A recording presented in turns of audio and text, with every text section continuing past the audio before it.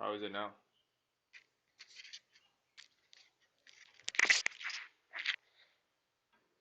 Is this better?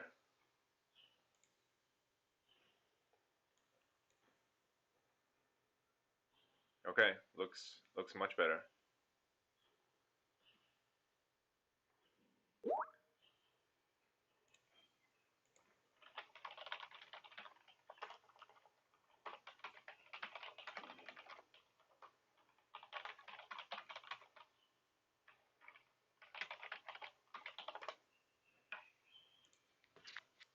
It was the Wi-Fi. Okay, so things are sounding all right. I can probably bring up the microphone a little bit more.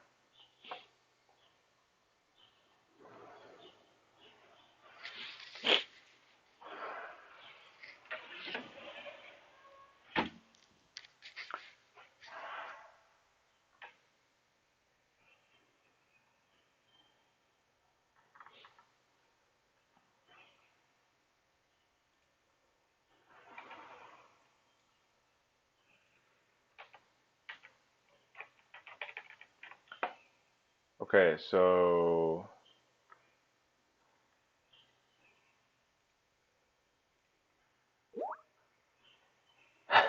okay, great. Awesome. I'm glad I found it. Okay. Sorry guys. I couldn't find something last night, so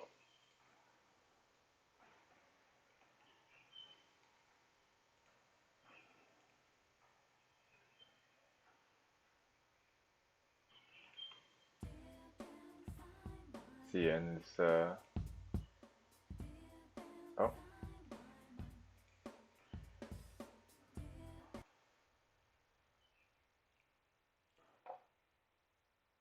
okay.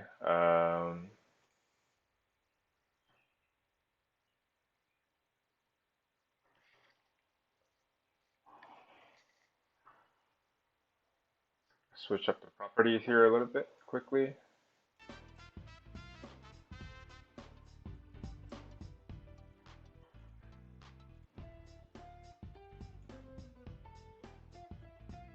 Okay.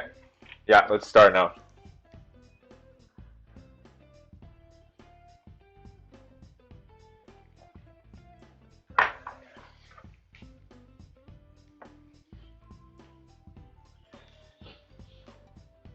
Okay.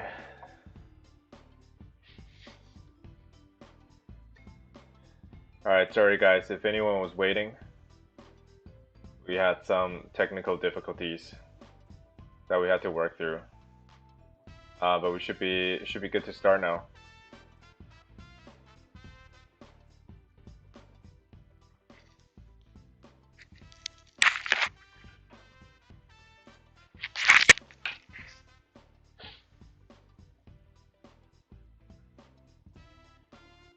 Give me 1 second here.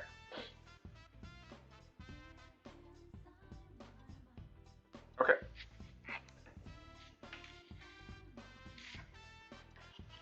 So I'm just gonna test my tools here very quickly. Make sure that everything's working. Okay. Should be all good. So I have a single screen right now. Unfortunately, I'm working remotely. So I'll have to pull up the window from time to time to look at the messages. But hopefully I will catch all your questions if you do have any in time.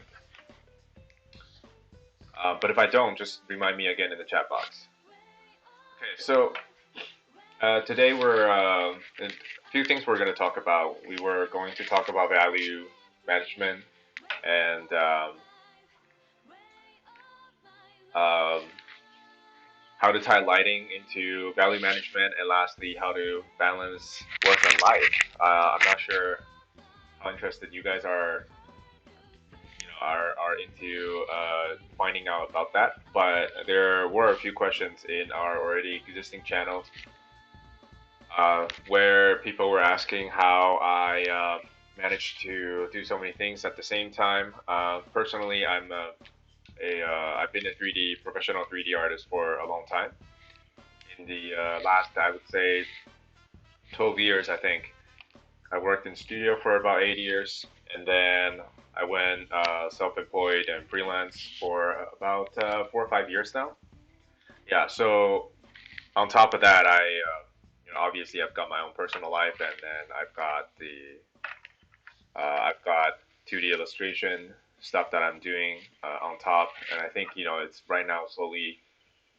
I mean, it always had been when I was working at a studio, um, and it just gets it sort of just naturally became integrated as part of my work life.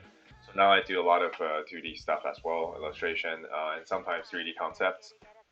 Um, yeah, so we'll talk about all that, but let's talk about some value management first. I am sure that's what you guys are probably most interested about. So right off the bat, like the question is, what is value management really? I'm sure you guys have heard or read some sort of general rules that say, okay, well, the brightest value in the focal point, um, or you want to try and group the values and reduce the different value. I shouldn't say ranges, but the reduce. Yeah, let's call it ranges. Reduce the amount of value ranges within each group. So when I was learning that all seemed sort of arbitrary to me. When I first started learning, one of the few things that I learned was, okay, well, make sure the foreground, and when we say foreground, we're talking about stuff like this, right? Let's keep the foreground dark.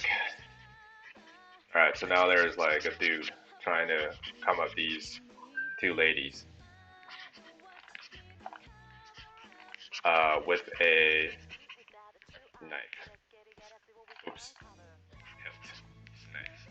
Okay, so that's typically what we consider foreground. Um, and then you just sort of go lighter and lighter and lighter. So that was how I began learning about value. But that's such a general thing. Like, okay, why make the foreground dark? Why make the foreground light? Turned out that wasn't really the rule here. And also, by the way, I'm playing Persona music in the background because personally, I recently have been playing Persona quite a bit. It's on portable, so I'm like into the music lately. If you guys want to hear anything else, just drop a comment in the chat box. Speaking of the chat box, I'm just gonna quickly check. Okay, I am looking at the right place for it. Yeah, okay, it is the chat box here. Okay, so yeah, now when it comes to value and the value grouping, it's not really a specific. It's not like how I described it just now. Okay, foreground dark, foreground light. Because what if the light is shining on the object in the foreground? Obviously, for compositional reasons, that tends not to be the case. Just because if you have,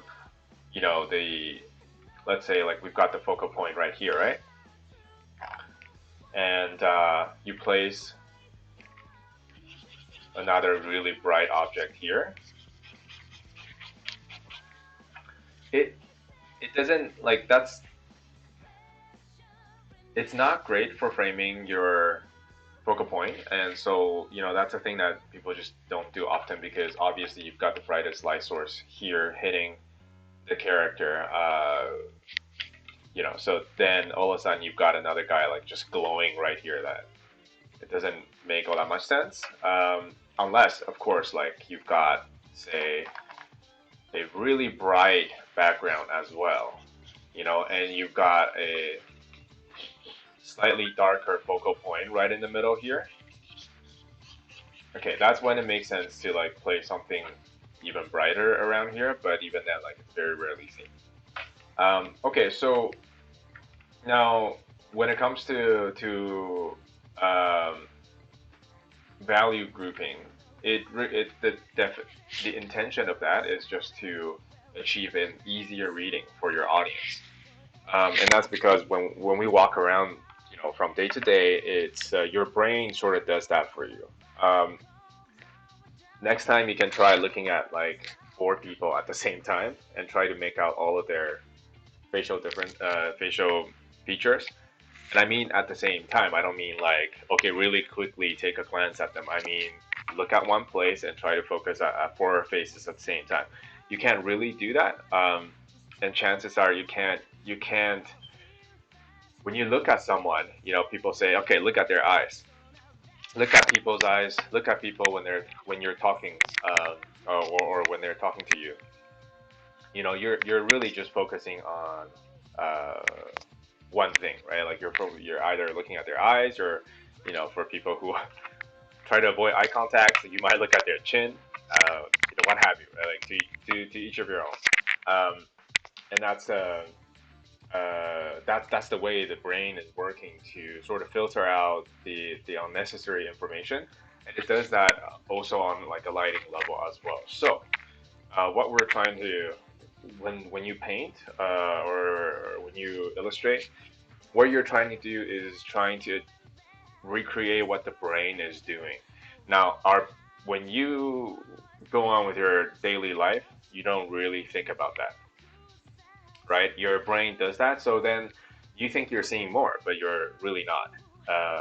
So what we're doing with the value grouping, the value management here, is precisely that. Okay, so let's look at the image here real quick.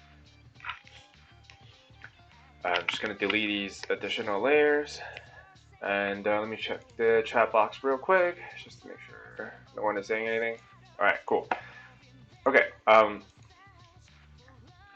you can see, I've grouped the values here pretty much into, I would say three, probably more like two, because in my mind, when I group these things, I'm kind of thinking like, just grab a color here. I'm thinking things about like, okay, this being a group,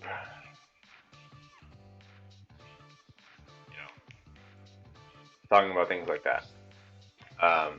And then that, oops. And then this guy, being a group. You can see that I'm missing some parts, but you get the point. Okay, and then we've got maybe our darkest part, like right here in the background as a group. So we're looking, two to three. But when I start, I'm really thinking about two, and it's the most important two value group, the light and dark. So we're talking about where the lighting hits and where the lighting does not hit. This is when lighting gets really tied into value management, because essentially the values that we see, they're coming from lights anyway. So that's the reason for also touching on the lighting topic here. We'll go over, of course, in the main course. There's a lot of this stuff that we did go over. So this is just some more additional information to help you understand how I usually group my values.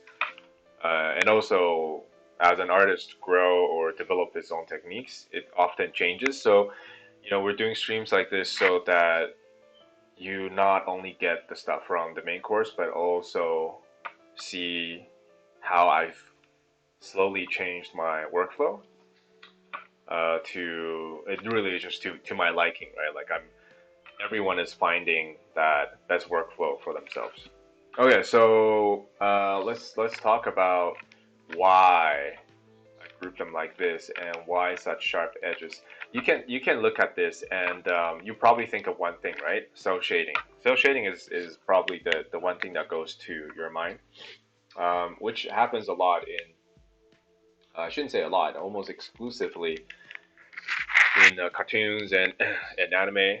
Um, and they call it, they call it cell shading and stuff. There's a lot of new terms these days, and cell shading's been around for a while, but there's just like new techniques and new technologies coming up all the time.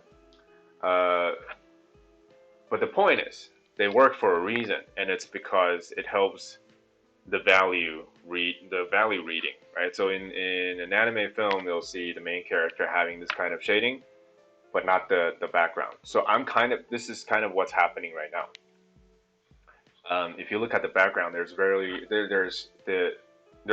there, but the value range is very compressed. So what do I mean by compressed? We're talking about, for example, right, like in this chunk. Oops, see that? This chunk right here, we're talking about the value range literally slightly shifting. Like you can see it slightly shift here, slightly shift there. And the truth is, you can still see the change in value, right? Like we don't need to do this and that within a patch, within a group of value range to show detail. So you'll see a lot of that stuff because your brain would either pick it up or it'll interpret it. And the thing is, our human brains like that. Like they don't like everything outlined for them because that's not how we see things. We interpret a lot of things. Like whenever you look at something, like I just mentioned, there's one focal point, and then the rest of it was just being interpreted, right? Uh, and everyone sort of sees things slightly differently, but there is a general rule, and obviously depth of field being one of them, right? So when you look at a camera, usually the images are already interpreted by the digital camera, but that feels relatively comfortable to look at for you because it's very close to what the human eyes are trying to do. Now, okay, the problem is we've got value groups like this, but we don't want to do cell shading, right? And a lot of you, like, even myself, like when I started learning, I'm always thinking about how to blend things better, how do I get that smooth transition. Like, oh my god, the skin looks so nice, the shading looks so great, the soft lighting and everything. Well, here's the thing, even in those paintings, you will see major value groups. And it's just an illusion, like your brain is interpreting a lot here, right? So now we've got the value groups before polish. Okay, it looks fairly cell shading-ish. So I'm just going to turn off this layer here, this layer group here, and go back to what we had earlier. And actually, I'm gonna keep it at this distance. There. This is suddenly, obviously, like I've done more things, lighter, smaller adjustments. She's looking like a demon right now because I'm missing one layer somewhere. See if I can find that. I might have accidentally deleted the layer, but let's put the value back in. Yeah, I probably accidentally deleted the layer. Okay, so the idea is that she doesn't have bloodshot eyes, and she's got slightly brighter eyes like this. Maybe further. More like that. There, now she looks like human. Okay. So, it looks a lot more polished, but I haven't actually done that much. So let's dissect what I've done so far, right? Just gonna turn off all these layers.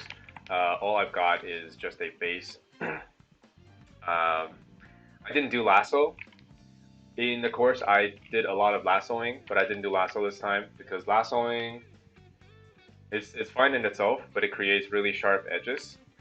It's still an effective way to work. It's more about preference. I didn't want to clean up the sharp edges too much. So I started more loosely this time. And then I've got my writer value group there.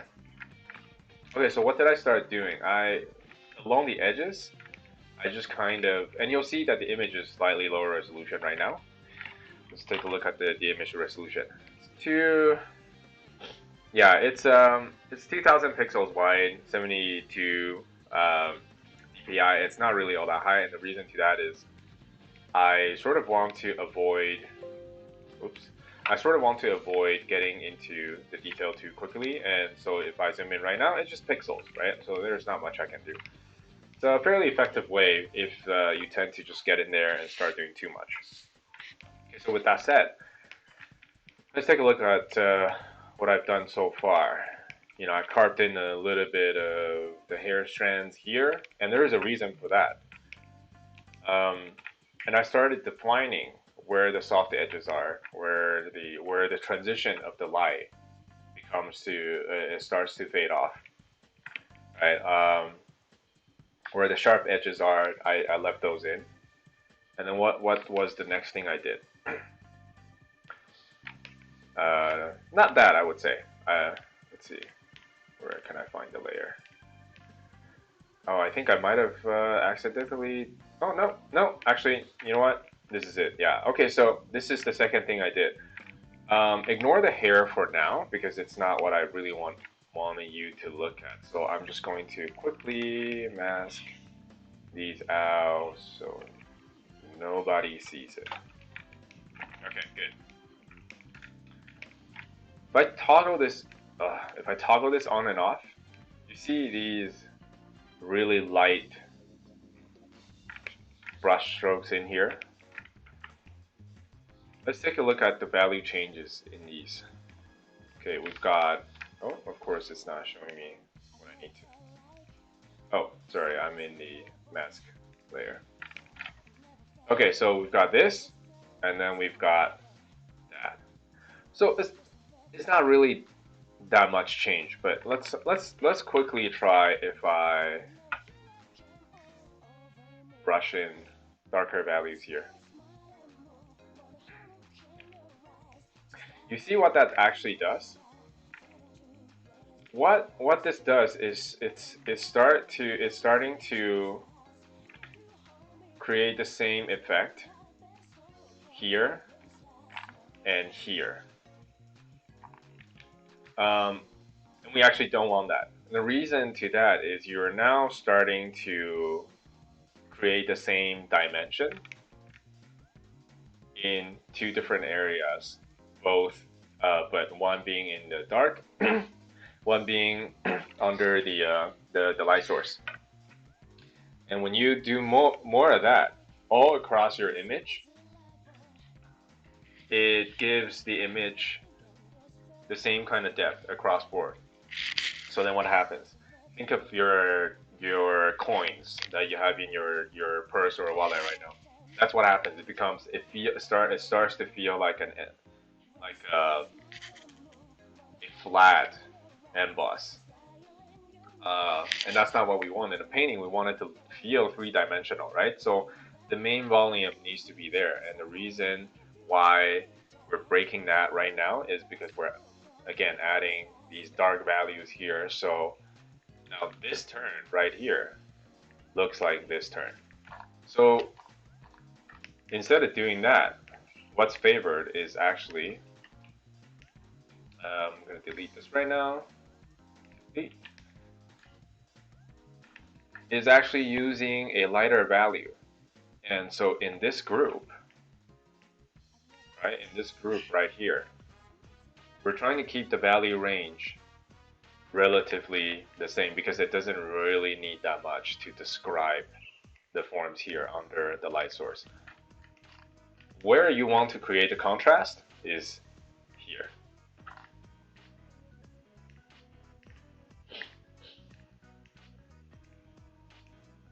Right where the light transition is. Okay, these are the contrasts you're creating. And it doesn't take that much. Like I'm not in here trying to smooth out everything to create this volume, right? The volume is already there, and it's not that much different from this. Okay, so if I turn off the line drawing, all I've done so far, just trying to find that layer. All I've done so far is taking a smooth. So keep in mind, I don't usually work this way. It's just more to demonstrate what the value grouping and management is for. That's all I've done. You know, I took a soft brush and I brushed over it. So now all of a sudden it's like, oh, okay. So there's like more. It just went from cell shading to something that's more properly lit, like something you would see more in real life. Okay, so back to this. What was the next step? Let's take a quick look here. Okay, so I just started adding some more darker values where I need them, but let's check the values again. We've got this and we've got that. So you see how little change there is between these two values? Because I've decided to group them in the same area, right? Okay, so let's give her eyes back so that she doesn't look like a crazy demonic woman. So what do we do in the darker patches? This is one group right here. Okay, this is so one of the few things I did. I came in here and I added a little bit more darker values than the default group there. Okay, aside from that, I haven't done much. Now, it all of a sudden feels a lot more fleshed out, right? That's because then you're catching all of the shadow ranges. Now this feels a lot darker than the value group here, right? People might think, and also I used to think that, oh man, like I gotta go really dark to get these dark pits in there to show volume. No, that's not the case. Let's check the value again. We've got this, we've got that. See how little change there is? We've got this, we've got that. Okay, even here, we've got this, we've got that. It's almost the same value. Now, if I really want to, I could come in here and I could just like punch it slightly darker.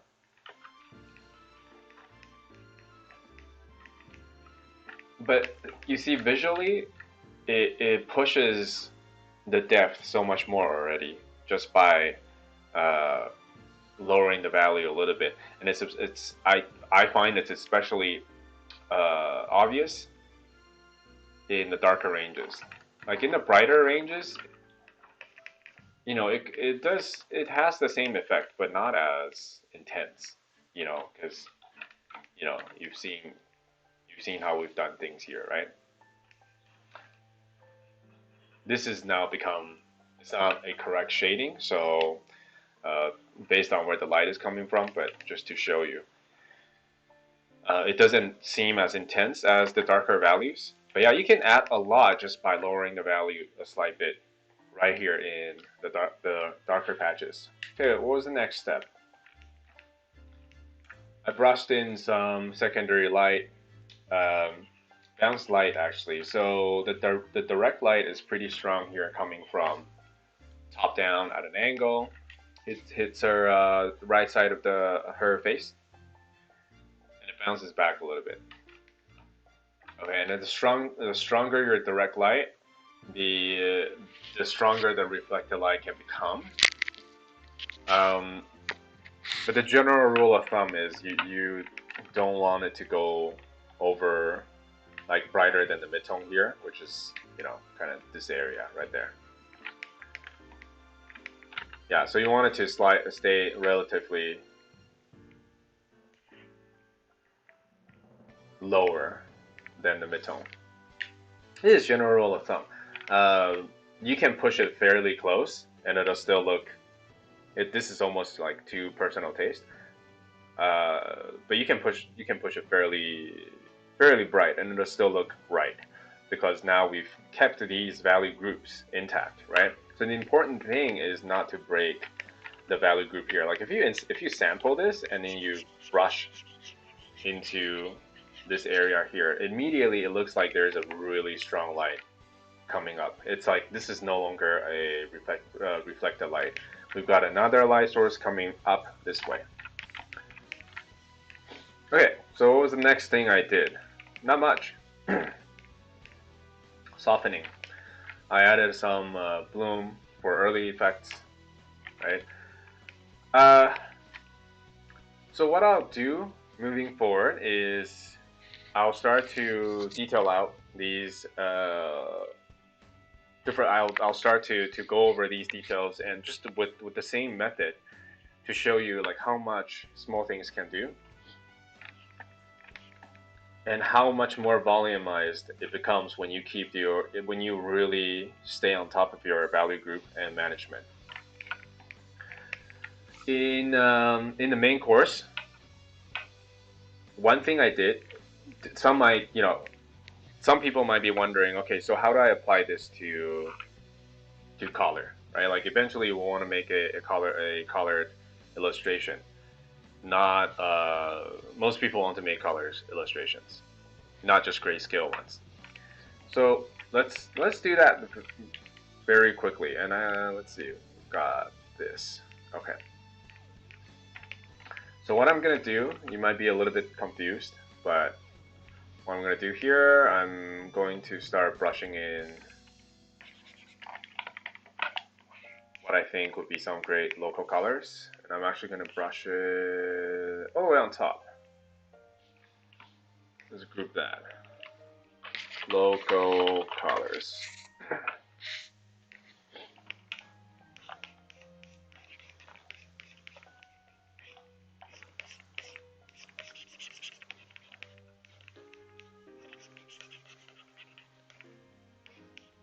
Probably won't do too much here.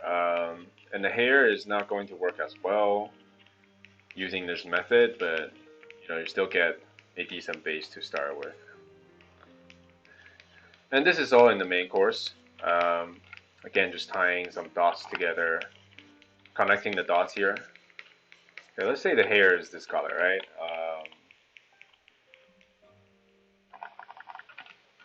Cut her chin off too much. And then take a relatively palish color, local color. So this is where the tricky part is. Like as you see me adding these colors, you notice how much the value changes, right? Like from here to here. So all these local colors have their own value.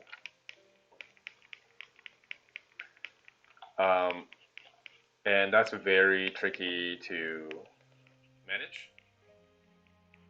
Some people do it start from local colors, like they start with color sketches right away. So it sort of just it sort of just became a natural thing. Now I'm going to quickly check the chat box. How many lights value you will add at our work? So as I mentioned earlier, sorry for the late response to your questions. I need to pull this up, just as I don't have a dual screen set up right now. Typically, I try to stick to maximum 3 value group. And hi everyone for joining in, and hopefully you haven't missed much. Went through some pretty core stuff, but I'll keep repeating it in the next hour or so. Typically, I keep about 3 value group. The brightest one, the shadow, and often I'll add in like a darker value here and there, just to push the depth a little bit more. That's all I do. Now in the course, I did it a different way, which I'm actually about to show. I actually did a rougher value sketch at the beginning of the course, and then I used that as a reference to apply local color and lighting on top. Now this is where we tie lighting in, right? I spoke about the all the different value ranges of local color just now. So let's see how we can incorporate that as well. Let's say, yeah, her skin is just this pale. Okay, and you know what? I'm going to. So I'm sure many of you are, and hopefully, I hope many of you are psyched about this game as well. Monster Hunter Rise. Um, I've been a big fan for a long, long time. So, you know, I decided to do a fan art, and that's what these two girls are, the twins, the crazy Wyverian twins that shoots out tornado jet stream in the new upcoming game. These are some of the value references that I have found to help me through the process. So it's also always good to search for lighting references as well. I don't just come up with these things from scratch.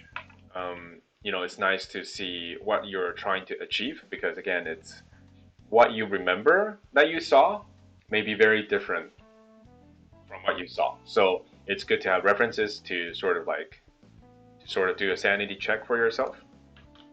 Okay, so anyways, local colors, and so in the course, what I did was, and how you could, this is again, it's almost a little bit too methodical, I would say. It's not super fluid, but where is my, did layers get deleted again out of nowhere? Where did my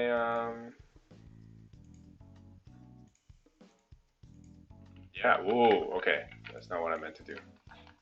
All right, it looks like some layers actually might have been moved or deleted. Actually, we can, you know what? Sorry guys, let me just open up. I'm just going to close this down. I might have accidentally deleted some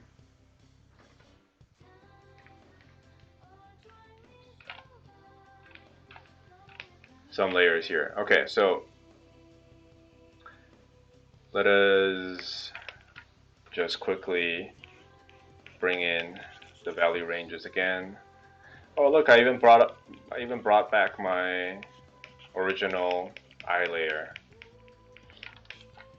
She didn't look like a demon with those black eyes anymore.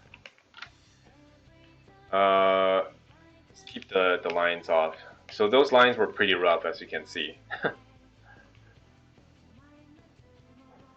Alright, let's do all this stuff. Just drop it in real quick, because I just want to show you the stuff that is actually in the course, and how we dealt with it, with this thing in the course.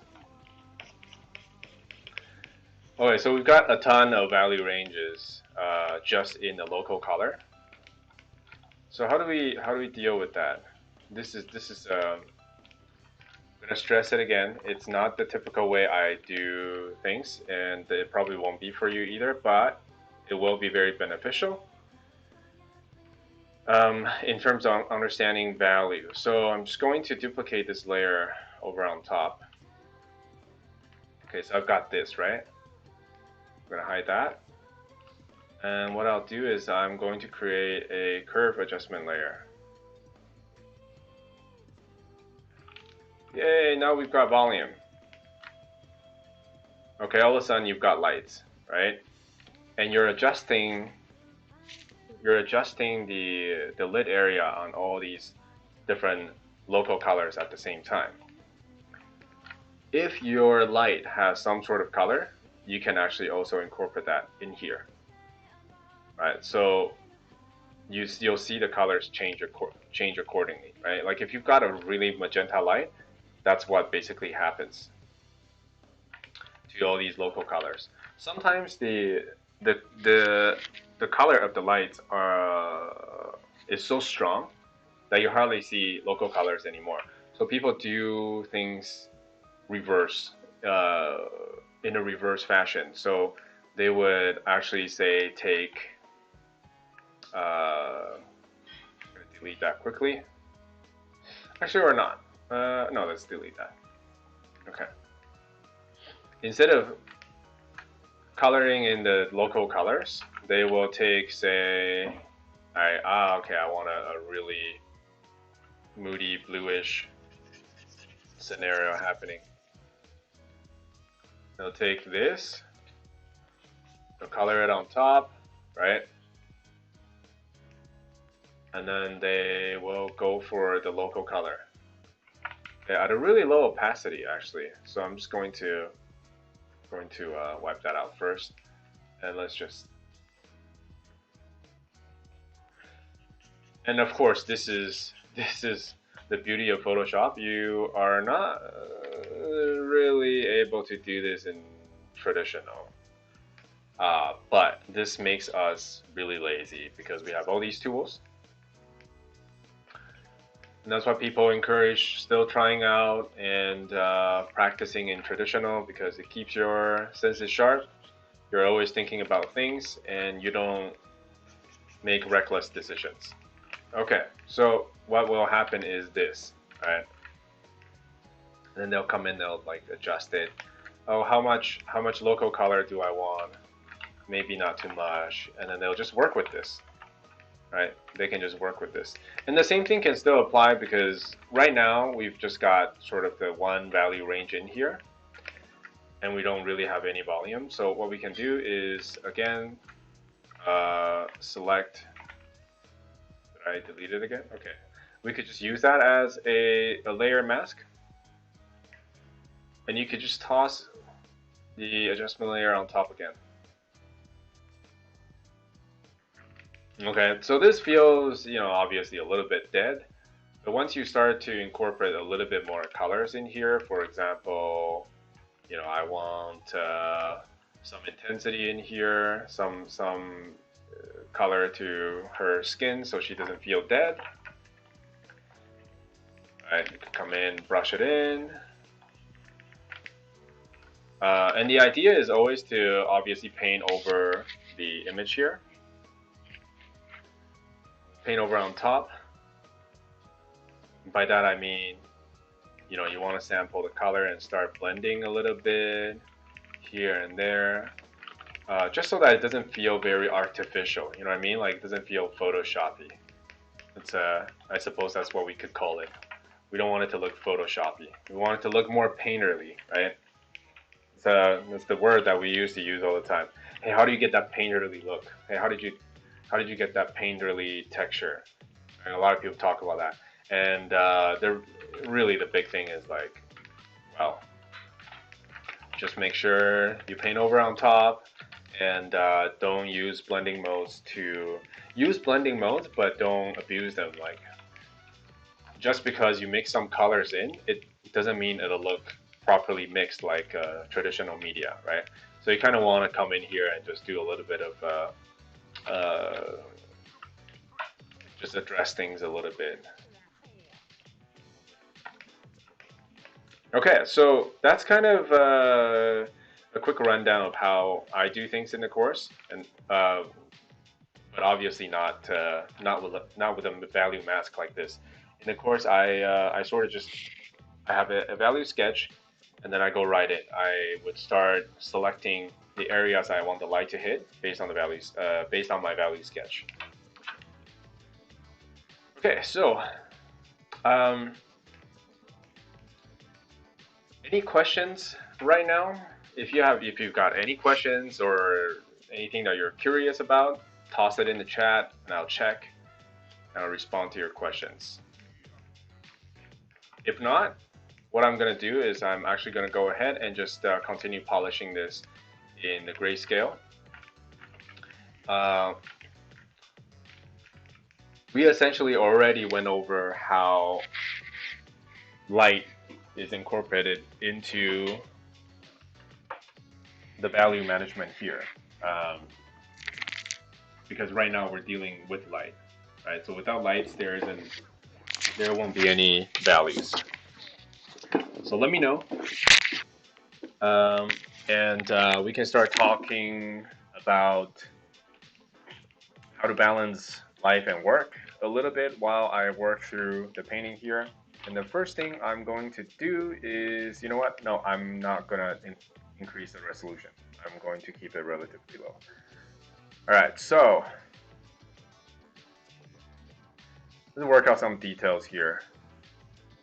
She's the main girl here in my illustration, so I'm going to I'm going to just go over this and start doing some more details for her. And actually what I'm going to do is I'm going to do it less strict and less methodically now that I've shown you what I did with these value groups. So I'll likely paint over on top and adjust things as I feel like it, instead of staying. For those of you that don't know, this is a clip layer. So if you hold Alt in Photoshop in between layers, you can clip the layer onto the one beneath. When you do that, you're essentially using this as a mask.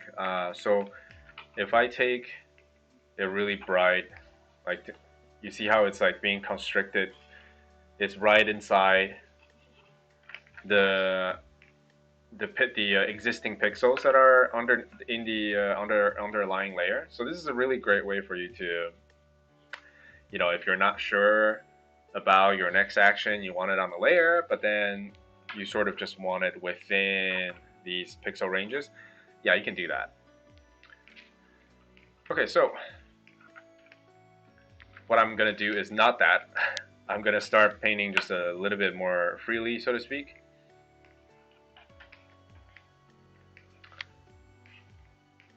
So let's get in some more, work on a little bit more details here. And of course, keeping the value ranges intact is our #1 goal here. But I'm likely to just paint over on top of things, I think. Yeah, I'm still trying to think about how I want to actually incorporate this into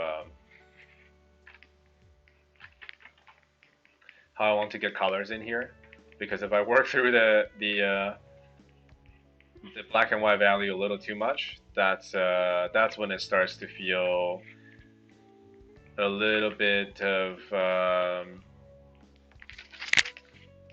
once you add colors over on top of these really painted brush strokes already, it starts to feel Photoshoppy, right? So I might keep things simple a little bit. Actually, you know what? I don't know how many of you are going to actively reply, but I wonder if anyone wants to just like see colors being worked into the painting right now, and then we'll work through the value ranges as we go. Let me know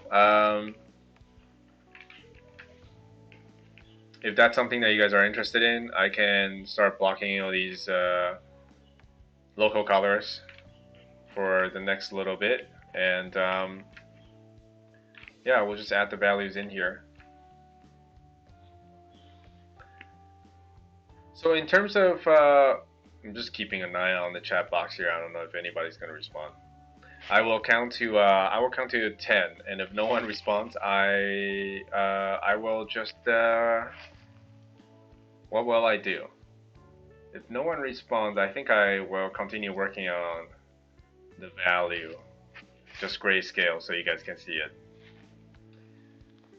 5, 6, 7, 8, 9, 10.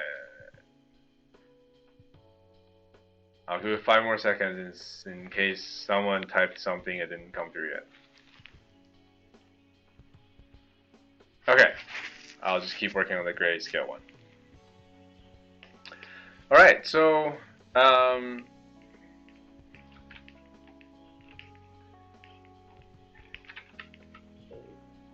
work and life. So one of the questions thrown at me was, I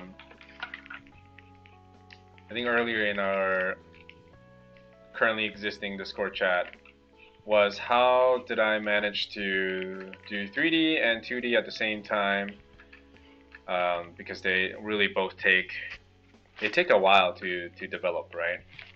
So it's not like an overnight thing. So number one thing is I actually wanted to do 2D. I wanted more to be an illustrator than a 3D character guy. But just so how fate just so how it worked out. I guess fate decided that I will be a 3D artist. So once I got out of school, I was hired as one, right? It didn't happen right away, of course. But to me at the time, you know, a job was more important. So if I could get a job as a 3D artist, and concept artist was just not very. It wasn't very easy to get a job as a concept artist. So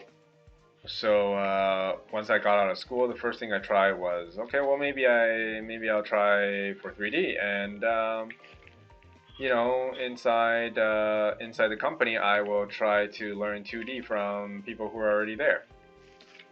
Um, I think that's very difficult, especially if you go to a corporate who, like a larger company, where you're separate into different sections. Because you often don't see, you know, you're hoping to see the concept artists, and you don't really see them. Like, you're kind of being settled into your own cubicle and all that stuff. So that was okay. I realized that, and then what happened was I didn't give up. I just continued doing illustrations on the side. Um, and eventually, at some point, you know, I would start posting stuff online as well. Of course, like for feedback and also just to gain some exposure. So at some point, it's a company approached me. Actually, at several at that. So I started with what are they called? Actually, I have trouble remembering their name right now. They're a tabletop game company. And so what they did was they had a whole bunch of figures already made, and they wanted Illustrator to create illustrations for those figures. And they were turning them into kind of like a for those of you that played maybe Final Fantasy or purchased any Ultimania, I think it's called Ultimania books. They were just kind of turning it into that. It was sort of like a place for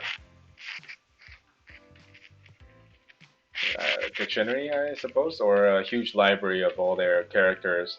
And then these books became like collectibles. If you played a certain games, you go and purchase those books because you want to see these characters also in illustrations. You can put them on the bookshelf, etc., etc.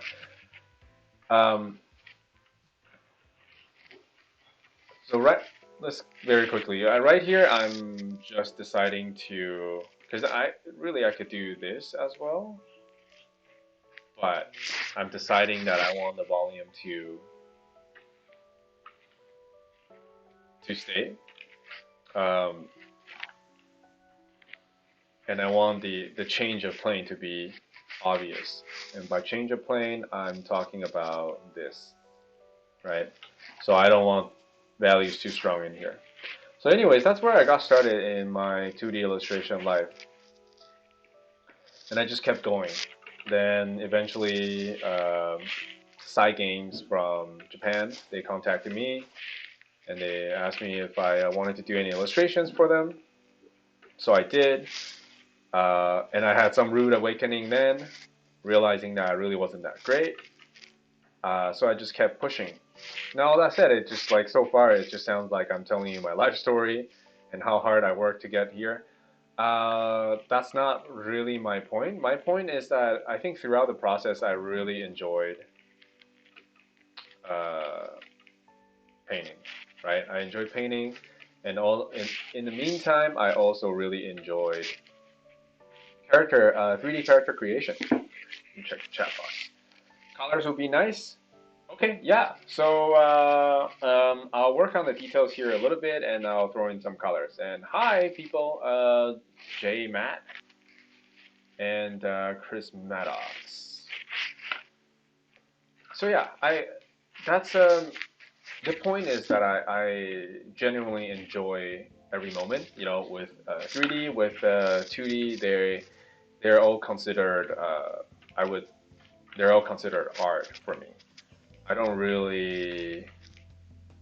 I tend not to categorize things too much. There is one thing that I don't do too well, which is environment, and I admire the artists that can do so. I'm not a big I'm not a big fan of like drawing out small, not small, but like getting into the structures too much, because then as soon as you get into environment, you're getting into architecture. As soon as you get into architecture, you're learning world history and all that stuff. Like I'm already doing that with the characters, so I just like I'm trying not to spread myself a little too thin. That's the only categories I would say like I'm making. But aside from that, I try to treat them all as art, and I try to enjoy them as much as I can. Now, I think they actually work in tandem too, right? Like there are a lot of things that can be applied from the 3D realm to the 2D realm, and a lot of the things that can be applied from the 2D realm to the 3D realm. They're not mutually exclusive. So the question is, what can you cross apply?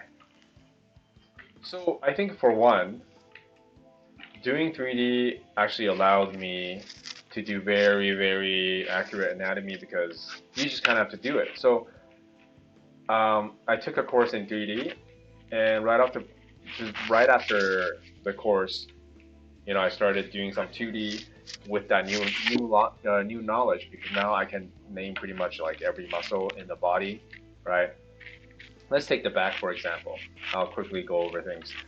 This is not to boast, but it's more like to show you that if you do both, even though you're moving at a slower pace, in the sense that you just don't have as much time to stretch to learn all these things at the same time,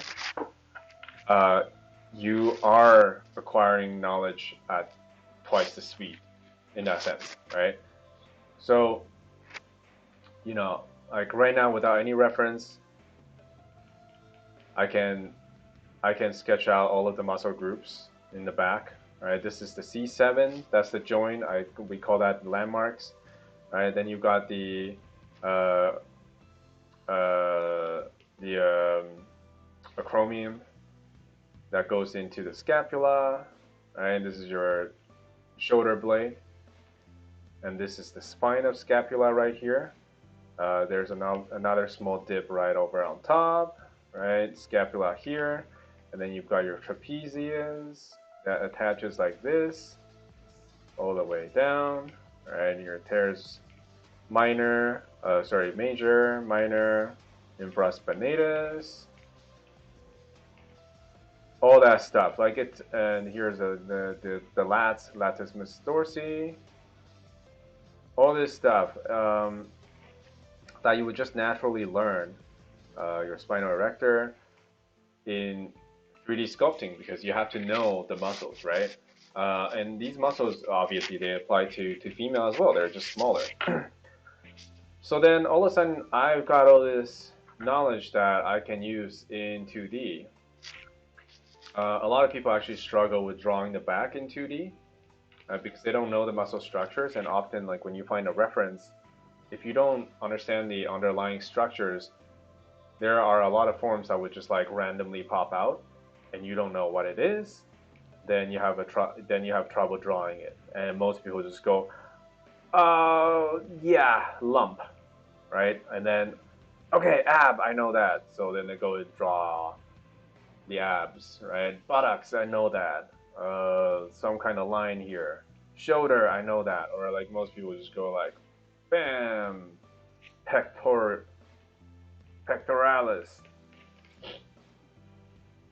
pectoral muscles, right? And then bam, like 1,000 abs. My point is, if you learn the proper knowledge for those, you're going to be able to carry it over to 2D. And this value management there's some crossover too in terms of 3D and 2D. So in 3D, one very important thing not to do is to create small forms that are overpowering. Okay, what does that mean? It means pores deeper than your eye socket. Okay, that's something that you don't want to do, but something that a lot of people do. A lot of people would do when they start out, and that's because they're not really thinking about grouping. Again, it's this whole grouping thing, right? They're not really thinking about grouping. They're thinking about these details individually. And that's where the trouble begins, because if you treat them individually, then they're not tied together, right? Like, you want to make sure that you tie all these different points together instead of randomly just adding them because, for the sake of it being in existence. If it does no good, then it doesn't really need to exist, so to speak, right? So that crossed over too when I learned value grouping, because all of a sudden I realized, oh, okay, the reason why I don't want this value in here is because there's nothing that's this deep, and especially when the light hits, right? When the light hits, it creates these larger volumes that really overtake your visual. So just with these shapes alone, you're able to tell most things I'm doing already. And that's one important thing to remember, is that, grouping is important. Human eyes need somewhere to rest on. I'm sure you guys have heard that so many times that you don't actually know what to do with it.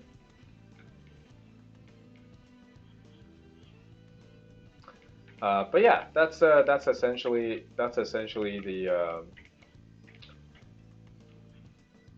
gist of it. So now, with these crossover, I'm actually gonna start throwing some colors in so you guys can see. You guys can see this forming a little bit, and in that sense, what I will do is actually, let's see, what do I want to do here? Okay, so what I'm going to do is I'm actually going to try the trick that I was doing. Let's start with the skin color, but this time I'll do it more properly and less hasty. Alright, so with all that said, right, time management is still very important. If you have passion and you like what you do, you can go very far. However, you still only have 24 hours a day, right? So you have to be very careful where you're spending that time, because now I have a family. My first baby is coming. I have a lot on my plate. I also run an art group that we just take on work together, 3D work together, right? So that becomes a lot to manage, and obviously the trick is, how do you manage these things? I think one thing is you have to be very careful with your time management. So what I mean by time management, I don't really mean like stopping. I guess I do mean that in a way. I don't mean that you cannot play games. I don't mean that you should stop playing games or doing things that you enjoy. You just have to understand how much time you have to do those things. And that also carries over to work. You have to understand how much time you have to do all the work that you're putting on your plate. Are you biting more? Are you biting off more than you can chew, or is it just the right amount? And to know that, I think the first thing is to know how long you take on the work, right? If you don't know how long you take on the work, how do you manage time on these work? And so same thing with your financial life. You know, you need to know how much you've got in the bank. You need to know how much you've got coming in, how much you've got going out, and only in that sense you can attempt to manage, because otherwise, how do you plan? You don't know where things are going. You don't know how much this costs. You don't know how much you're making a month. So you don't have a total to draw from. You don't have uh, an amount to deduct with. Then there's no planning, right? So with the way I do things these days, just because I have so many different tasks all the time, I try to really create accurate estimates with them. And this, unfortunately comes from experience. You don't like it doesn't just happen. The more you do them, the better you know how they work, how long they take, etc., etc., etc. I might be picking a not so pleasing gold color, but let's see. It's a little bit reddish. I might, yeah, I'm just gonna mix in some more greenish gold in here. Yeah, so once you know, let me just quickly check the chat. Okay, same thing. So once you know how long these things take and how many items you've got on your plate, you then have to restrict yourself from what? From working on one thing for too long, because it'll be more effective. It'll be more effective if you spend all your focus and concentration on one task, but not overdo it. Just, really spend the time going through the task instead of messing around. And as soon as you hit the hours that you need on that task, you just hit the stop. You just hit the stop button. You move on to the next. Sometimes it's hard to do so because it's, you get in the groove, right? You want to work on it a little bit longer. I get it, right? Most people have that situation happening. Totally get it. But do it as much as you can, because what that is going to do is it's going to help you with your next task. Right? Once you get into the drift for the next task, then you don't think about it. You don't think about the last task anymore. So you just sort of do it, and you just rinse and repeat. This way, I found that I achieved more than going overboard on one task and then falling behind on the other.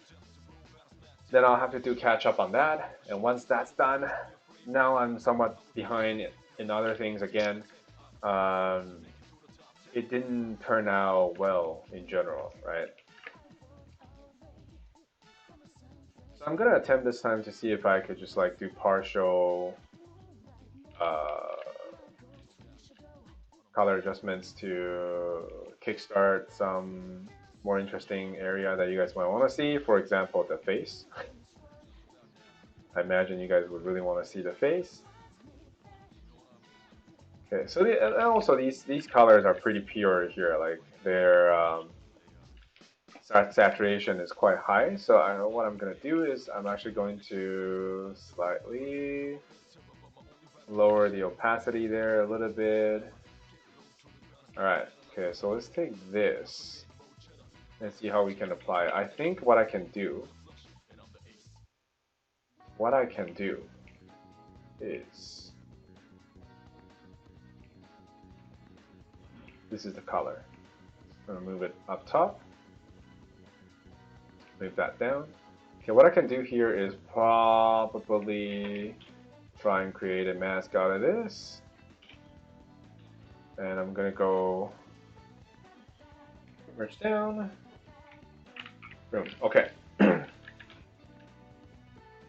know what? Just to be safe, I'm gonna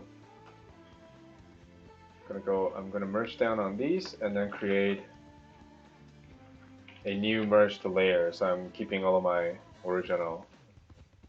Okay, now let's try and throw that adjustment color layer in here. And what I will do is let's turn that off first.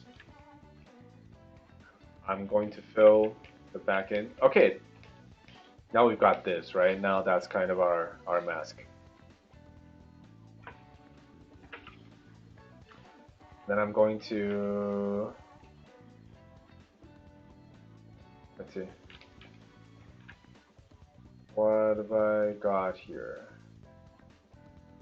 I'm going to copy this, and then I'm going to toss it into the adjustment layer here. Let's see.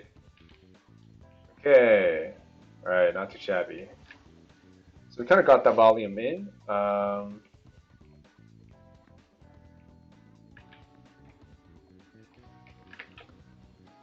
But I think we're losing some value here in the face. So let's check that. Oop. Yeah, definitely. So we lost that volume because we don't have the darks, right? So again, we have to. I think what we have to do is. Yeah. See, this is so. This gets really methodical, which is not typically the way I like to work. But what I did there was I control click on the mask and I inverted it. Okay, so let's see if we can try and bring some volume back here. Just gonna like drop it.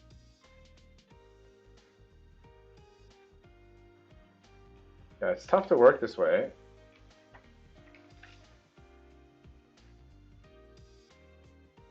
So what I should do instead is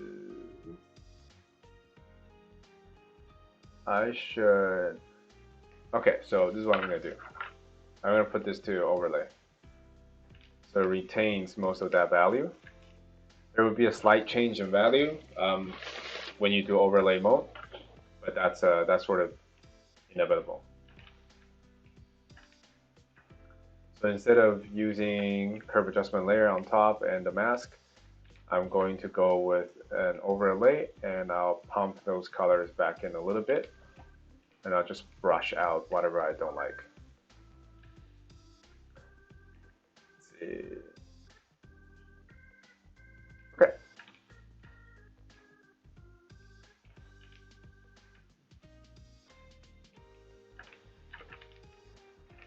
So right in here, let's just start to brush in a little bit more color, a little bit more blood, right? Make it look more like skin.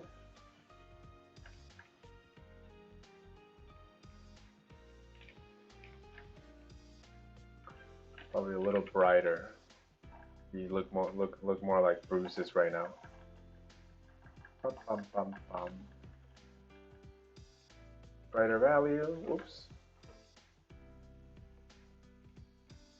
And I'm gonna brush these in with just soft brushes because I want to leave the texture for later.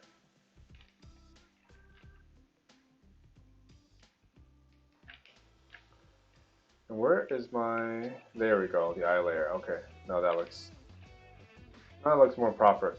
You can choose however way, whatever way you would like to bring in the color for yourself. You know, some people also use color layer. They just, instead of overlay, they set this to color. Okay. So you see what this does is, actually, I might go with this. Yeah, I think I'm gonna go with this time because I think the overlay mode takes away too much of my original value. And since I worked so long on the value already, I might as well just go with color, and we'll just brush it in. And this okay. Now, with that said, this is actually a fairly common way of people working in the value first, and then adding colors on top. Some people like this. Some people don't like this. I am neutral about it. I think, in my opinion, as long as I can get to my goal, I'm happy with it. Right now, this seems like the most adequate way to do things, so we will do exactly just that. But yeah, watch your time and just make sure that you're spending the right amount of time on your task. When you should stop, you should stop. Do that as best as you can, because this is obviously when you have more than one task, right? And you need to move on to the next. Because it's very easy to just get caught in a drift. And I'm pretty sure I'm going to be caught in that drift very shortly. I have not put in these little dangly things, but let me do that later. And the reason why I'm likely going to do that shortly is because after the stream, I will feel a strong desire and need to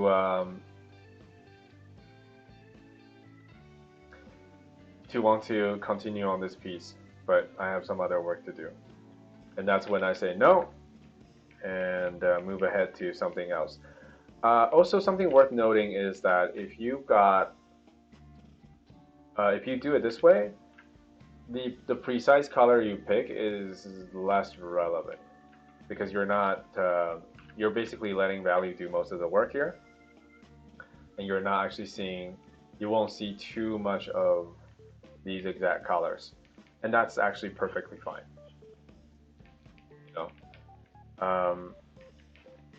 Because we're going to work over on top of these things anyway. Yeah, so if you retain your values like this, it's not too bad. Eventually, the more you do it, the more familiar you're going to become with the process. So once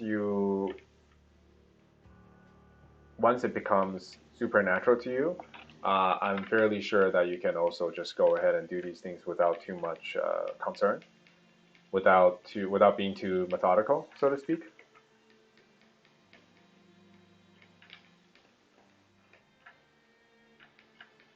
Yeah, actually, this is feeling. I gotta say, this is feeling pretty good. I haven't used this method actually in years, because I do like starting with colors first, but just because we've worked on so much of the.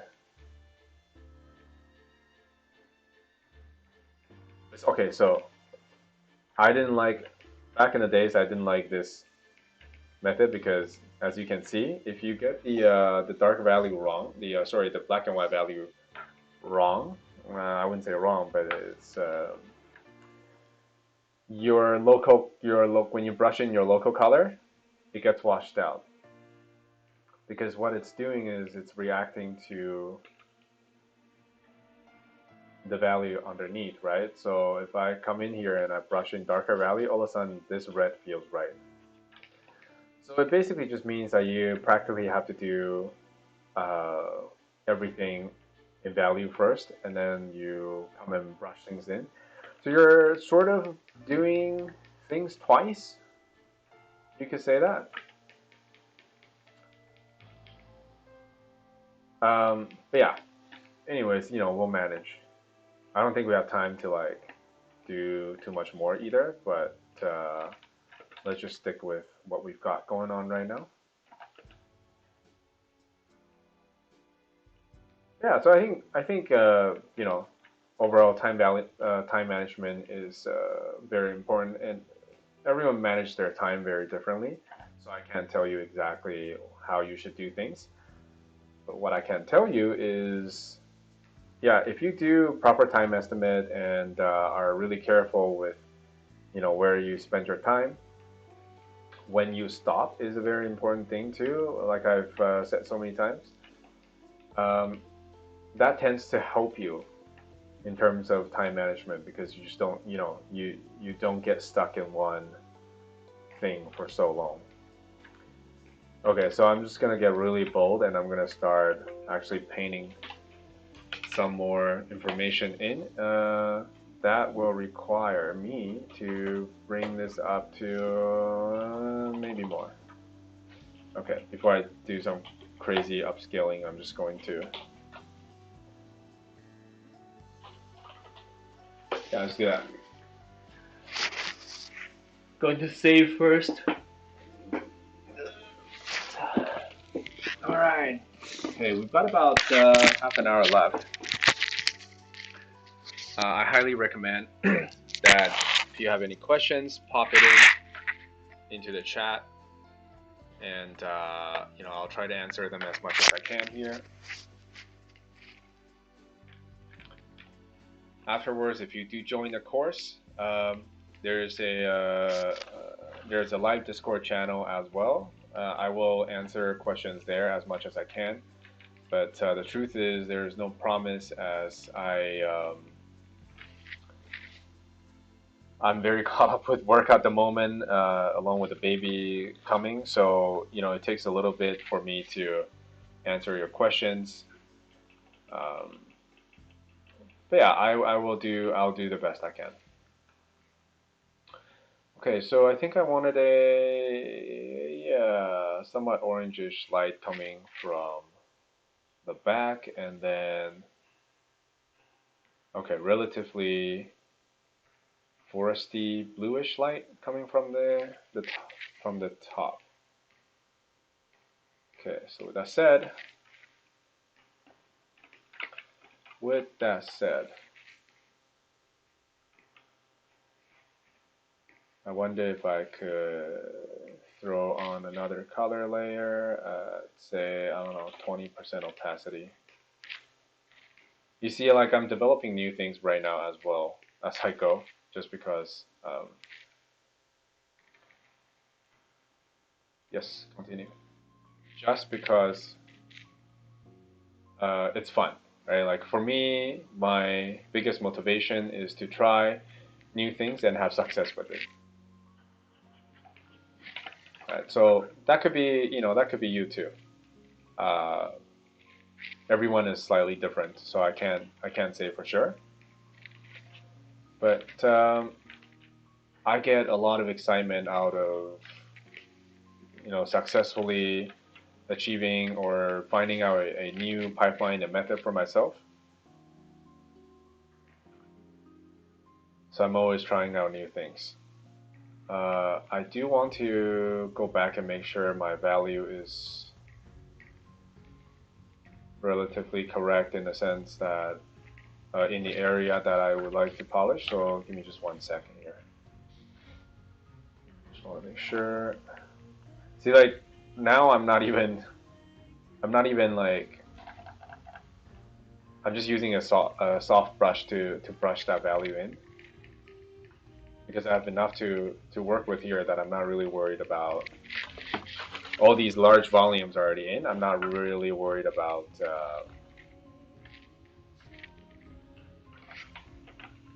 losing volume, right? So that's one good thing about setting up the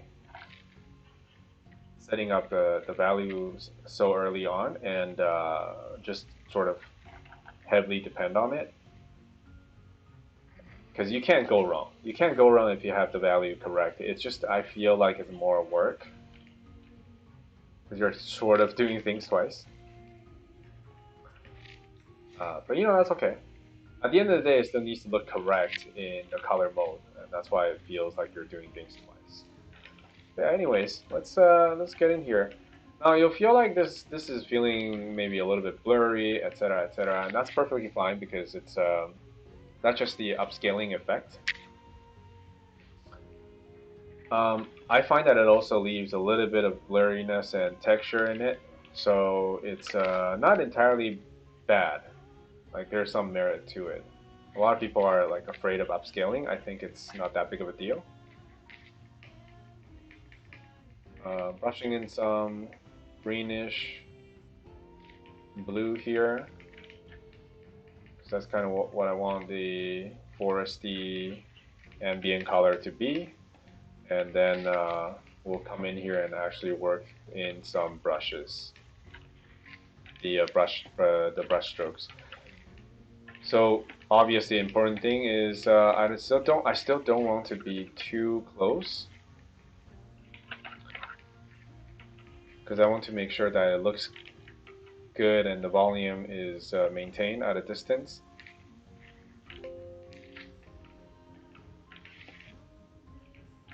I actually do feel like maybe her face is a little too dark right now, but I don't know. We'll figure that out later. Also, another problem you get with using the color layer is that you'll feel like it's somewhat grayish. You know what I mean? So I'm going to tone down. Wow. Okay, that makes a huge difference. Like, yeah. So maybe that's too much. I think what I'll do is I'll just do normal, and I'll do like 5% just to tint some color into it. Or maybe I won't do it at all for now. Let's worry about that later. Let's worry about that later. Let's get some shading in here. Oops. And also, if you feel, a lot of people feel lost in their art journey. Just going to go back to the references that I used. Make sure that I'm capturing the stuff I want. They'll feel lost in their art journey. I highly recommend taking it easy and enjoying the process. I know it sounds like a lot of bull when it's not coming from people. Here's the thing, like when I heard back in the days when I heard professional artists say that, I was not happy to hear it. And that's because I feel like, well, what are you talking about here? You've made it, and you're not really worried about anything. I'm here trying to start my career, so that's the last thing I need to hear. I need to work super hard here, and yet I'm lost, and all you can say is take it easy. The truth is, now that I'm kind of now that I've gone through that process myself, frustration and just plain hard work isn't going to get you anywhere. The reason why it's not going to get you anywhere is because when you're frustrated, you might lose focus, and when you lose focus and not know what you're doing, it is not beneficial at all. Because you can spend all the time studying the wrong thing and still be bad at what you're trying to achieve. That's a very possible outcome, right? But if you kind of just cool your head and really recognize your weakness, figure out what you need to do for yourself, then you'll have a much more efficient process as well, going through whatever block or obstacles you have, right? A lot of people spend a lot of time and then they tell me, oh, but David, I worked so hard. I worked,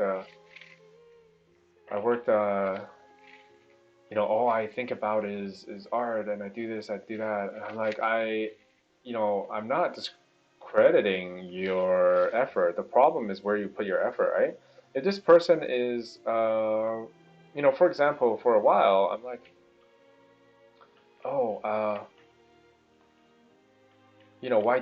why don't my characters look good, right? Why is it that no matter what I do, what I paint, it looks like garbage? And I was missing the fundamentals at that point, but I didn't really, I should say, realize it or understand it. Like I thought detail was everything. I thought everything needed to be super sharp. I thought a lot of things wrong, you know.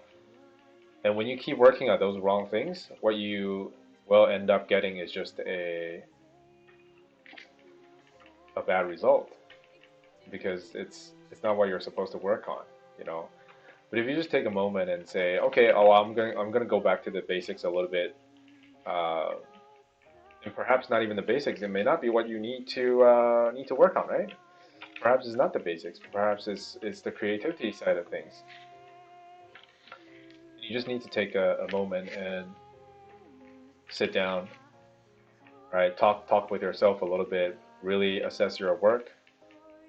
Um, and this is part of time management because you know you're thinking about what can be done to further your artistic journey. Um, you come up with a plan that will essentially take you a lot less time. So why is it not time management, right? You're managing your time so that you efficiently use that on the things that require the most attention, and that's huge, you know. But not a lot of people are able to do that because they're sort of blinded by you know a few things that they're caught up with, like, oh, how come I can't paint beautiful eyes?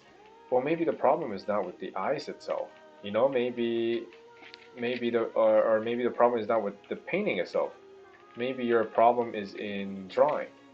You know, if you can't draw an eye, then obviously you can't paint an eye because painting it, you're painting over on top. You're painting a structure, like you're dealing with light and color. You're dealing with materials here. So if you don't have a proper structure, it doesn't matter what sort of material, fancy material you throw on, it'll still look crappy. And this is actually a big thing in 3D as well, right? So again, this all these things carry over. The I feel like the more you try to enhance your field, broaden your field, the more things you're going to learn about. You know, you'd be surprised how related these things are.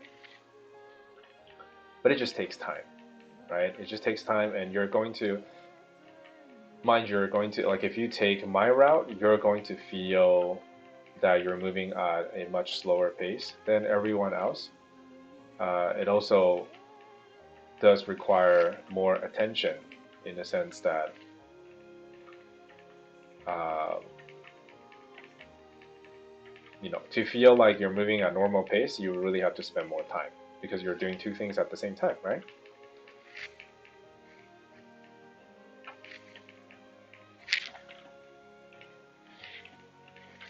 Okay, any questions so far? Let's see. It's not our stream. I can't say I learned a lot from it. Lower right corner, Angela Yuan.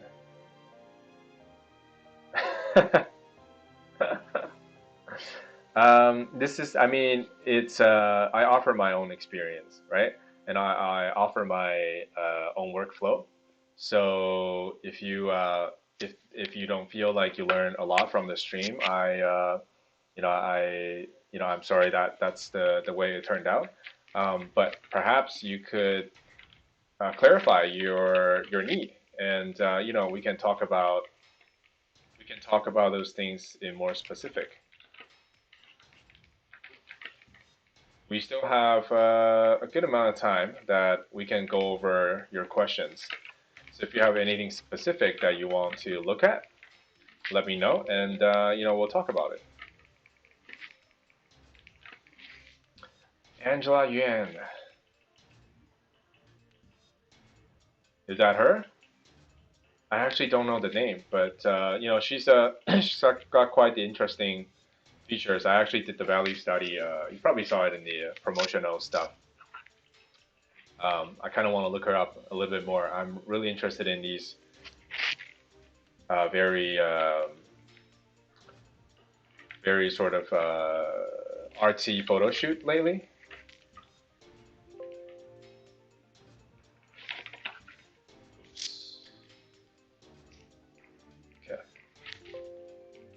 Yeah, I encourage you guys to tell me if you're not learning from this. I mean, I saw the comment being retracted. I'm not sure if the admin did it or the person did it, him or herself. But feel free to tell me what you need, right? I'm here live. So if you're looking for something specifically, you can talk to me about it, and I'll do my best to answer your questions. But if it's out of my reach, then I do apologize. If it's not part of my knowledge base, I don't have much to offer.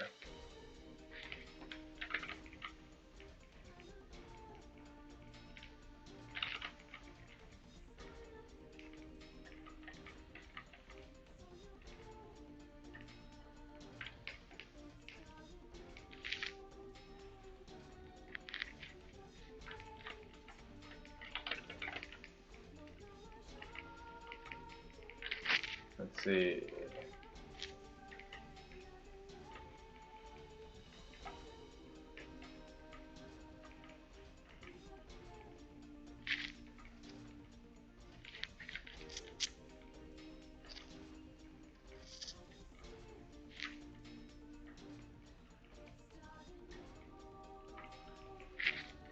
Okay, she's got pretty bright yellow eyes. It's a little. I feel like every time I get into detail, I'm a little bit reserved because I worry about getting into the details a little too early, and then you make mistakes that are hard to address. But let's. I want to bring in some colors right now. Let's just do it. I'll do it on the layer.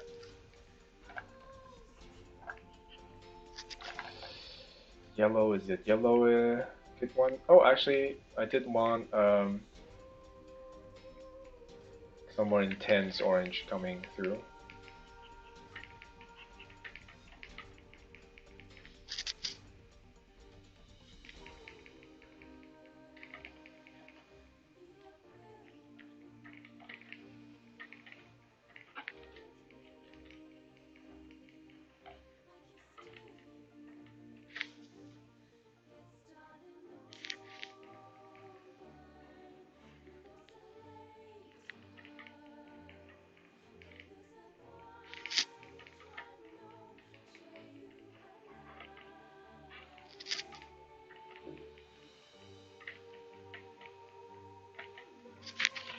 Let's see if anyone responded.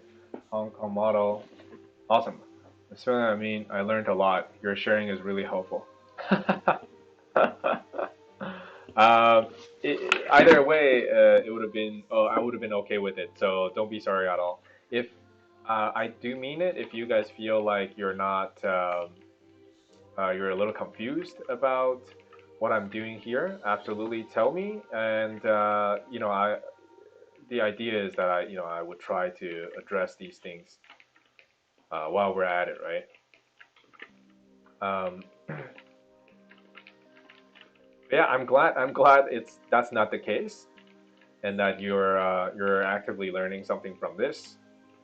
Uh, that way the pressure is off. Not as worried here. I was like, oh no, someone is not learning. Someone is finding the sharing not exactly useful. And then it does happen. I feel like it does happen a lot. I used to teach at an institute myself for maybe a year and a half or so, and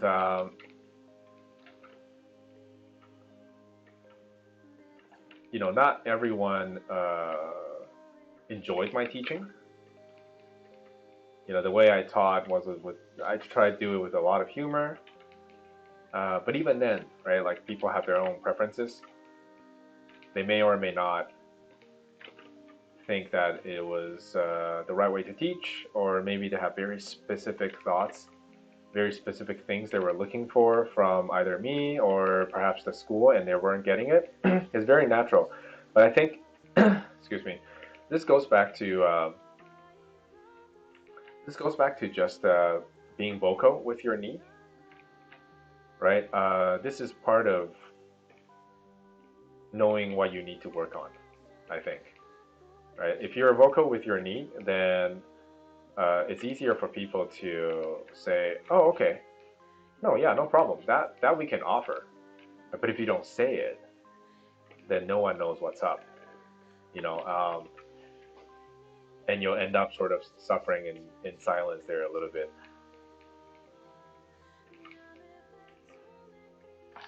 For really soft skin, it's absolutely okay to use some soft brushes. Just don't rely on it too much. I tend to just, especially for the small areas like this, a hard brush is hard to get in here and do the proper detailing. I use a soft brush, or I should say, do the proper blending. I use a soft brush really quickly to get the colors in and blend it. You'll see that I'm really refraining to do the highlights here. And the reason being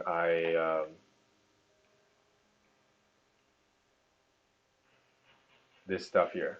The reason being I don't want to get in there too early. And this is exaggerated, obviously. I'm not going to do it this way. It's going to be more soft like that. But once you get this in here, you kind of get fixated, right? Like you're like, oh, okay, I like the look of that. It looks more complete, and then you get stuck. You try not to remove it. I do believe it's human nature. If anybody here don't have that problem, let me know. I would like to make friends who have superpower, because without fail every time it's as soon as I do it, it's like, oh god, I can't, but I want to edit something, but I don't want to edit something because it looks nice, and I don't want to remove it, and it does you no good, right? Like, because at this stage, even at this stage, now that I'm doing color and all that stuff, we are ways away from complete. So there's a lot of adjustments that I'll be making, a lot of fixing, right? So you don't want to curb yourself. You want to be able to freely edit whatever you want. Okay, let's go back to the value thing a little bit, right? We've got this here, and there's this dark pit here that I want to create. This is tough when it's this small, so I'm just going to really enlarge it. Man, I miss my dual screen setup, I will tell you that much. Currently working on a laptop away from my home office because we're somewhere else to welcome the new baby. But anyways, that's not relevant. I'm stuck with one monitor. That's all you need to know. You'll also notice that I'm not trying to do everything super sharp right now. There's no desire for me to. I'm not trying to make everything on point. The reason to that is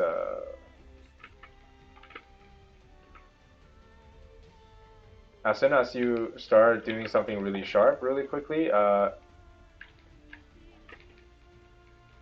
it'll be hard to bring focus into your image. So what does that really mean when I say hard to bring focus into your image? It means that if I'm here, let's do like a soft yellow. I said I was implement the yellow in here. You keep it, nice and soft. And also my headset is low battery now, but it's alright. not like I'm listening to anybody talk. The point is, okay, if we keep it nice and soft here, right? All of these just nice and soft, no sharp edges.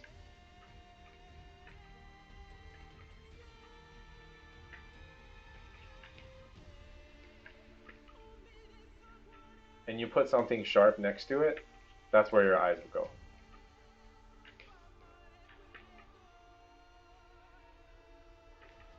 So I'm going to put a sharp highlight there, and I dare you to look away from it. I double dare you. Alright, let's make this happen.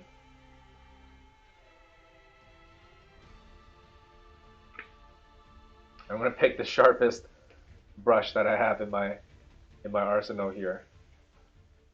Are you ready for this?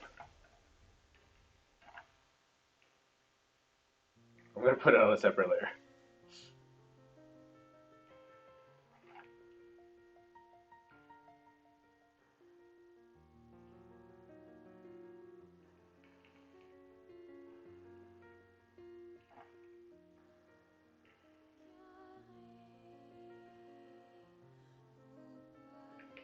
See, even at a lower opacity, isn't that the only thing you see? And now all of a sudden the eyes are super classy, right? They're super classy, but they sit well as a whole. You were not seeing any super, like imagine if I'm in here and I'm like, okay, super sharp everywhere, you know, like super sharp eyelids, super sharp highlight, super sharp eyeballs, super sharp lashes.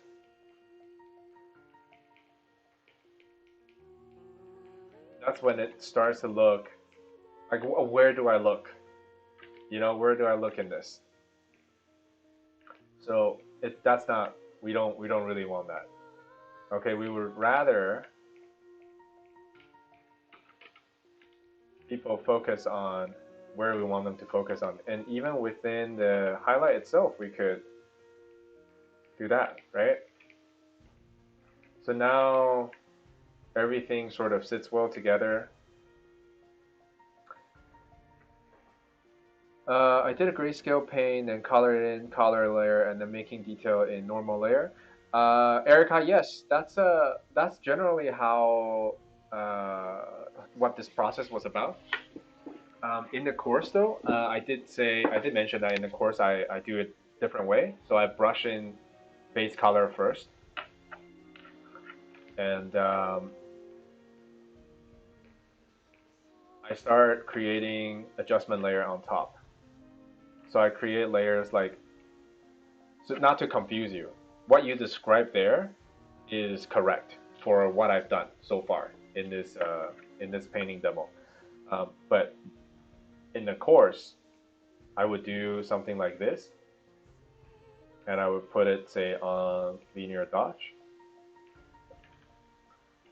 All right, so it's got a strong sense of light. Okay, I would black this out, and I would come in here and enhance where I want things to be bright. Okay, and you can actually do this over like a really flat base color, and you'll get the sense of lighting super quick, right? And you see how I'm painting in the lid part here carefully. It's the same way I grouped my values. So hopefully you took away the right thing from the stream today, because we mainly are speaking about value management, right? So the main thing here is that you want to make sure your key light has its own value group.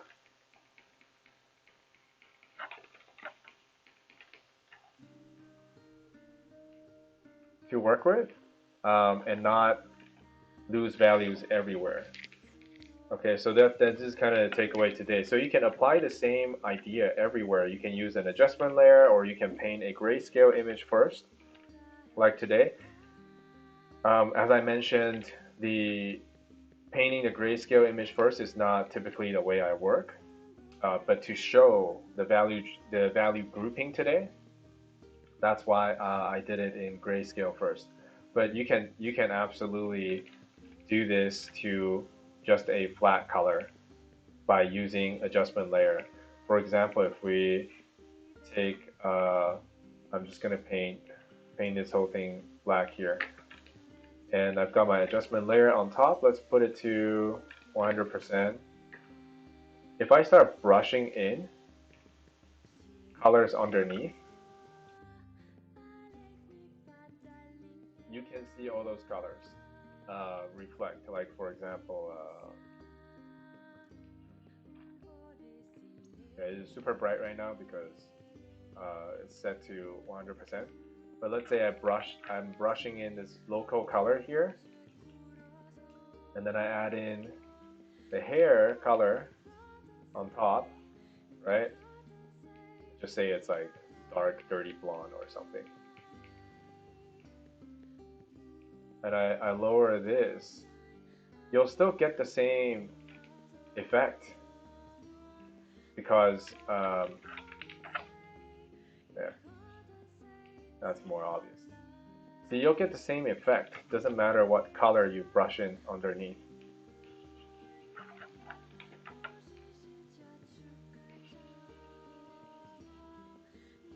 So that's the whole point of this. Like you can do it with an adjustment layer on top, and you just group your value the same way. Or you can do a grayscale image like I did, and you add color layers on top. Now the color layers, we just set it to color here, but it really is to just get really basic colors in. And now I'm painting over on top using regular brushes, right? And I'm refining things wherever I deem suitable or adequate. So yeah, that's generally the process there. Again, if you have any more questions, feel free to, if you do end up purchasing the course, feel free to join the Discord channel. There's a lot of people that can help you there who have been in the course for a little bit, as well as myself. So we can definitely go over things there. You know, we've got about 5 minutes left on the stream. So I do want to say that there is a discount code for the live stream. If people purchase the masterclass character illustrations, the course that I've put up with Wingfox, you can use David, D-A-V-I-D, all small case, as the code, and the first month payment will have a discount, like it'll be lower to $9. Now, if you pay it all together, you can use the code David100, and then if you use this code, people you guys can enjoy a $100 discount if they pay it all at one time, make one-time payment. Okay, so hopefully the can we get that information in the chat as well? Anyone from Wingfox Studio? We can get that in the chat as well for people to look at, or anywhere you would prefer me to post that up to. Let me know. Want to make sure that people catch the discount code there. If you do join, the course itself, of course, will have all of the information that we spoke about today, and different ways of actually working the color and values in. And I will be there to answer your questions. If you have any concerns or any things that you don't fully understand, I will be there to be your guide.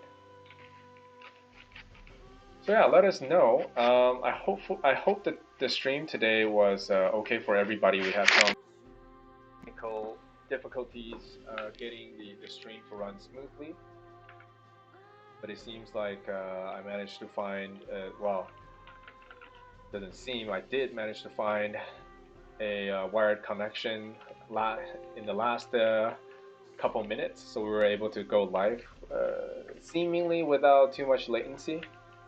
So hopefully you guys had a decent experience today with the stream. No latency or buffering issues. Let us know if you guys still did have problems like that. We will do our best to improve next time, and I apologize if that was the experience you had.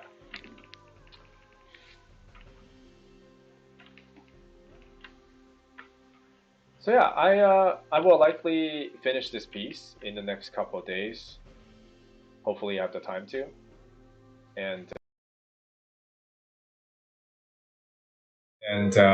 yeah, we will.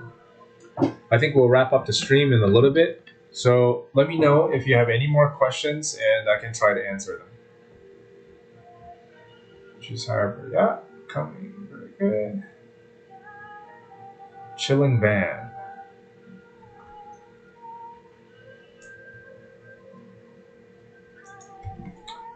Yeah, awesome. So I can hang around for maybe another 5-10 minutes. If if you guys have questions that you didn't get to ask, but if not, then we'll call it a day. And this obviously will this piece will receive a lot more attention. I did want to finish it before the game came out, but unfortunately I didn't have the time. So I planned it for the stream here. So I'll also post that once this is finished. Yeah, I look forward to seeing some of you guys in the Discord channel, and we can continue the discussion there.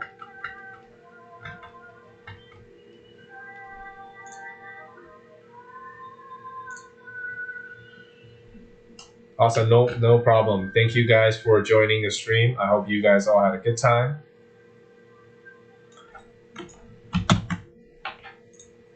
I will go ahead and save this off. Sorry I didn't get into too much detail there, but I think the point was gone across that if you have strong values underneath, your colors will be so much better off being built off of strong values. So hopefully you guys had a good takeaway from the stream today. I look forward to seeing you around.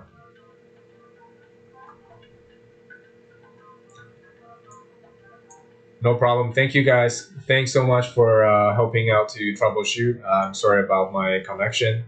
I'm glad we were able to resolve it very, very last minute, literally seconds before we go live. Yeah, so thank you guys. I appreciate the help. So I'll catch you all next time. Talk to you later.